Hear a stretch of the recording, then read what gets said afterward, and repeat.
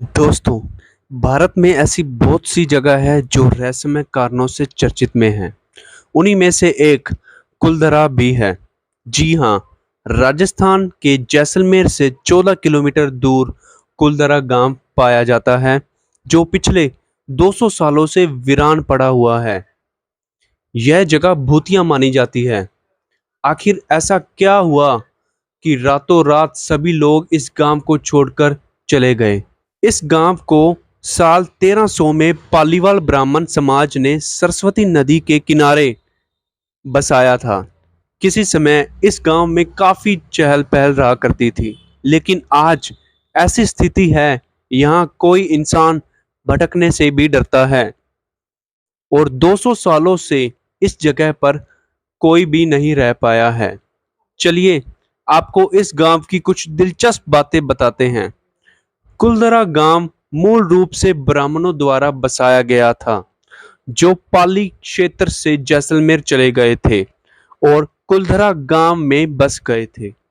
इस गांव की पुस्तकों और साहित्यिक वृत्तांतों में कहा जाता है कि पाली के एक ब्राह्मण कधान ने सबसे पहले इस जगह पर अपना घर बनाया था और साथ में एक तालाब भी खोदा था, जिसका नाम उसने उदनसर रखा था।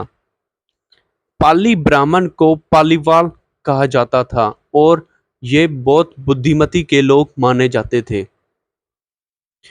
लोकप्रिय मिथक के अनुसार 1800 के दशक में गांव मंत्री सलीम सिंह के अधीन एक जागीर या राजा हुआ करता था, जो कर इकट्ठा करके लोगों के साथ विश्वासघात किया करता था। ग्रामीणों पर लगाया जाने वाले कर की वजह से यहाँ के लोग बेहद परेशान रहते थे। ऐसा कहा जाता है कि सलीम सिंह को ग्राम प्रधान की बेटी पसंद आ गई थी और गांव वालों को इस पर धमकी भी दे डाली थी। अगर उन्होंने इस बात का विरोध करने की कोशिश भी की तो वह कर वसूल करने लगेगा और गांव वालों पर हमला भी कर देगा। अपने गांव वालों की जान बचाने के साथ साथ अपनी बेटी की इज्जत बचाने के लिए मुखिया समेत पूरा गांव रातों रात फरार हो गया। गांव वाले गांव को वीरान छोड़कर किसी दूसरी जगह पर चल बसे। ऐसा कहा जाता है कि गांव वालों ने जाते समय गांव को ये श्राप भी दिया था कि यहां आने वाले समय में कोई भी नहीं रह पाएगा। कुलधरा गांव अब भारतीय पुरातत्व सर्वेक्षण द्वारा संरक्षित तरीके से रखा जाने वाला एक ऐतिहासिक स्थल बन चुका है। यहाँ पर लोग दूर दूर से घूमने भी आते हैं। उस समय के दौरान ऐसा क्या हुआ था, जैसी झलकियां आपको यहाँ देखने को मिल जाएगी। कुलधरा क्षेत्र एक विशाल क्षेत्र में फैला हुआ है, जिसमें लगभग 85 छोटी बस्तियां शामिल है। गांव की सभी झोपड़ियां टूट चुकी हैं और खंडर बन चुकी हैं। यहाँ पर एक देवी मंदिर भी पाया गया था, जो पूरी तरह से खंडर बन चुका है, लेकिन अब उस मंदिर का निर्माण पुनर्शुरू हो गया है।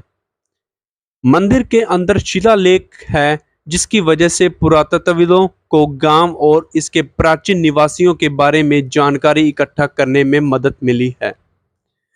गांव में आप रोजाना सुबह 8 बजे से शाम 6 बजे तक घूम सकते हैं।